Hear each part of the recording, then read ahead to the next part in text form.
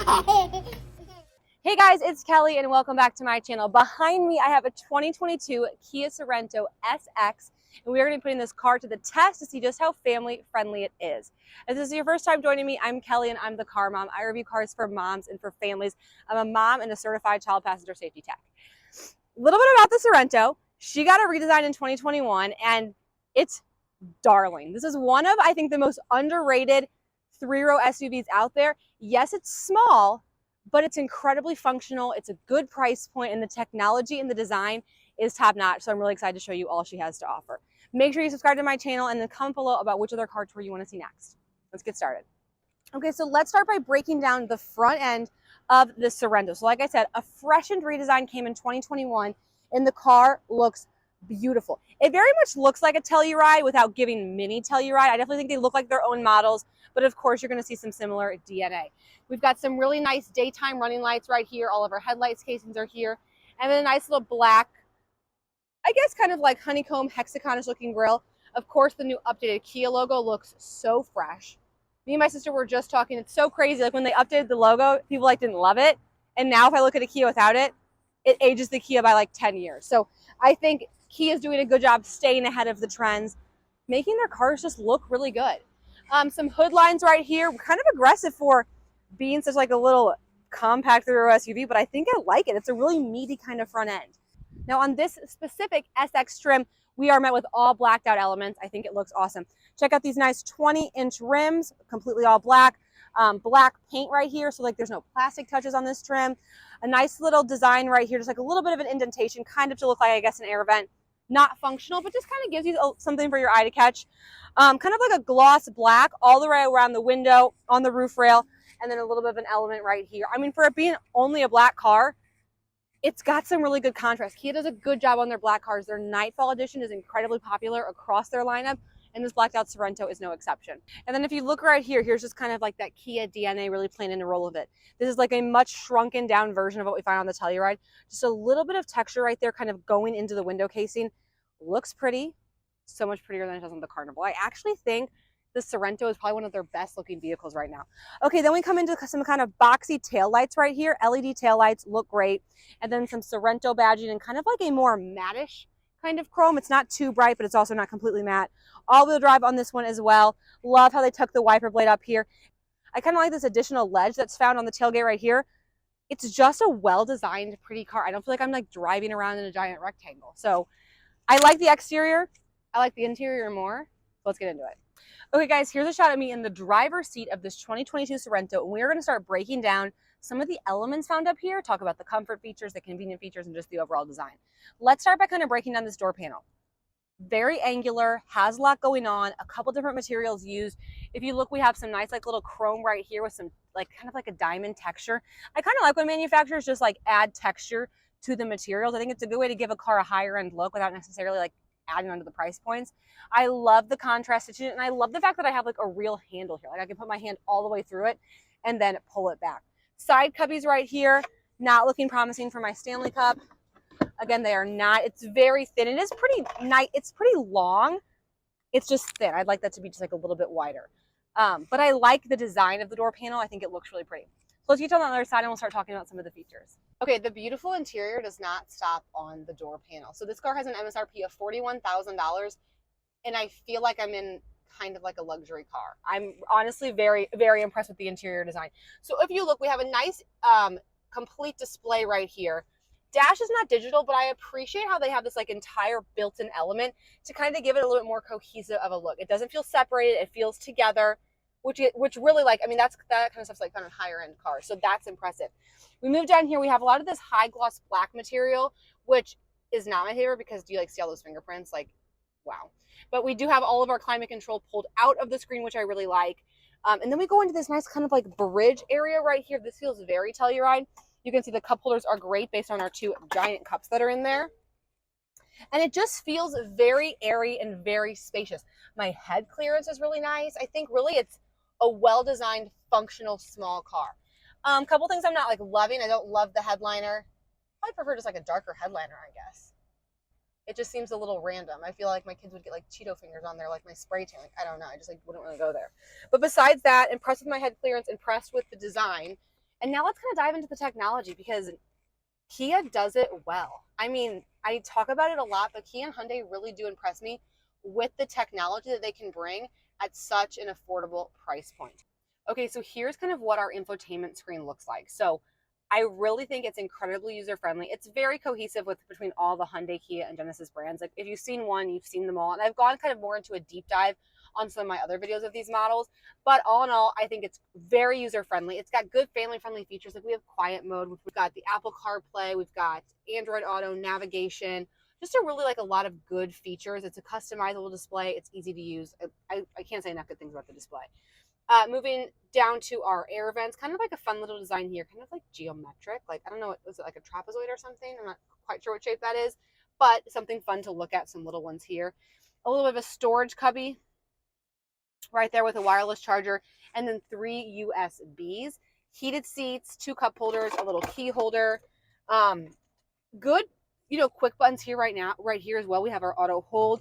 We can quickly access our front camera, which I think, our backup camera, which I think is really nice. And then we can also quickly access our parking sensors or turn those on and off. So I like how Kia's like taken some things, some buttons, and put them here, some buttons and put them here, to overall just create like a really nice user-friendly experience. Looking into our center console, it's a pretty decent size for the size of the vehicle. I've driven bigger cars with smaller center consoles. A nice little storage cubby right here as well. So fairly impressed with that. Anyway, as you can tell, I really like the interior. I really like the driver's seat. I feel comfortable. And I'm excited to get to the second row. And the third row, we're going to talk about the car seat setup. Okay, so now let's start by breaking down the car seat setup found in the Kia Sorento. So it's available in both a bench and captain chairs. I have the captain chairs today. Something different about the Sorento that changed for 21 is it is now a third row standard. Its cousin, the Santa Fe, now no longer offers a third row anytime. So the two kind of like flip-flopped on what they were going to offer. The car seat setup's pretty fun. Let me tell you about it. There's 4 seats in the back row. There's a 6-passenger car with the captain's chairs. Every seat in the second and third row has its own set of lower anchors and tether anchors. Some freaking flexibility.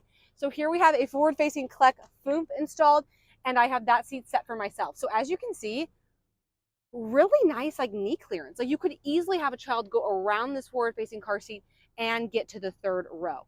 That's a Kleck Ling. It is installed obviously rear facing. I have that seat also set for a tall driver, about 6 feet, and I have inches of clearance.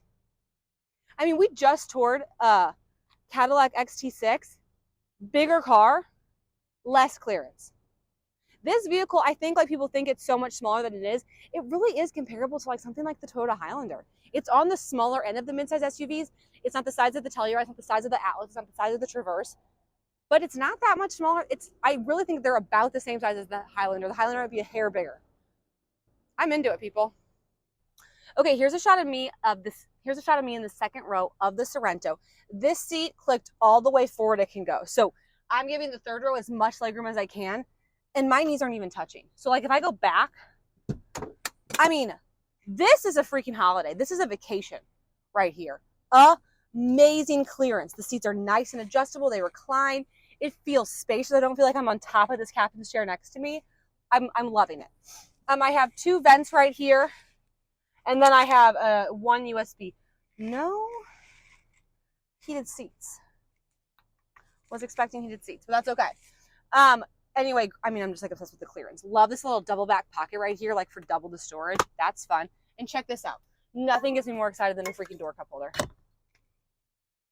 Nothing gets me more excited than a door cup holder. Maybe a car seat tilt, but that's really freaking cool. Plus another little cubby right here, which doesn't fit this, but like, it would fit like a water bottle. So I could have like a water bottle in a Starbucks in the second row. I'm not mad. I'm not mad. No sunshades. That makes me a little mad. I was expecting sunshades. Hate to see it. One thing I do love about Kia and Hyundai, was like, I think it was one of the most genius things I ever thought of, was putting USBs in the back of the seats right here. Makes it so much easier to charge devices. That way I could literally have like my phone here and still be on it. Like, why are they always putting them down here? I think that is such a good touch. Let's talk a little bit about third row access, and then I want to show you something on the other side as well. So third row access in this car is really great. Works similarly if you have the bench or the captain's chairs. I like it because there's a couple different ways to do it, but they're both done by this button. So this button is found down here. It's also found on the back of the seat. I like when they put buttons lower, because I feel like for the children getting in the third row, I don't like when the manufacturers put them up here. That doesn't make any sense. How can a 6-year-old reach that? So they hit this button, and it's one of those like semi-power. So like it's not in a complete like power seat, but it releases everything, and then I can hop to the third row. Okay, some things to note about the third row. It's a little elevated, which is not my favorite. So like if I'm looking down on the floor, it comes up quite a ways. And I'm a little anxious what that's going to do to my... So that's with that in its first position. I mean, I've never had, for the third row to have this much leg room. Let's move it all the way back. Okay, so third row is like tight in some places, roomy in others. So I think it just depends on who's sitting back here. I mean, as you can see, I'm like a 6 feet tall pregnant woman. Like my head's hitting the top. I'm not loving that. The elevated floorboard is really giving me like that knees to chest sensation, which I don't love. But the actual legroom is actually really nice. I just don't like how elevated these floorboards are. So this is with the seat pushed all the way forward. If I push it all the way back, I still have enough knee clearance to drive for a short period of time. Yeah, I mean, I'm not uncomfortable. I appreciate the 2 seats back here. I hate when they just try to like ram a third one in here and then I'm sitting on seat belts. I very much feel like I have my own seat. Amenities back here are okay. I do have USBs and cup holders. I'm not seeing vents. SOS. I'm not seeing vents. I likely might have a floor vent. Like I'm not getting anything up here. Not obsessed. It is easy to exit the third row, kind of like I told you earlier about that button. You can just hit this button up here. It throws the seat forward and then I can hop out. Okay. So let's look at our trunk space with the third row up. It is tiny. I mean, we knew we were going to lose the space somewhere and we lost it in the trunk. A little bit of storage underneath here. That does go in the pro column. But there's no way my stroller is going to fit with this third row up. So let's put the third row down. Easy to do. You just pull back, push forward. I love this. I love this more than power. This takes absolutely no time at all. And then you can also fold down the second row from right here as well. So I think that's really helpful.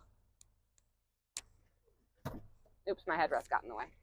Okay, now here's the trunk space we're looking at. When we put that third row down, we can see what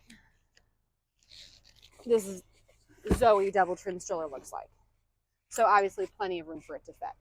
So good cargo space with the third row down, very small with the third row up. So something interesting about the safety of this vehicle. Now, of course, it's loaded with all the latest and greatest of crash prevention technology. I've talked about this multiple times. I love Hyundai and Kia's crash prevention tech. I love they don't gatekeep it behind a price wall. I feel good about the tech on the car. As far as the crash ratings are concerned, they're a little bit mixed. So NHTSA gives it a 4-star overall, giving it a 4-star in both its frontal crash and its rollover. IIHS gives it a top safety pick. So a little bit of a discrepancy on what NHTSA says and what IIHS says. It's hard for me to say like which one I trust more because they both do their tests a little bit differently. They're both run a little differently.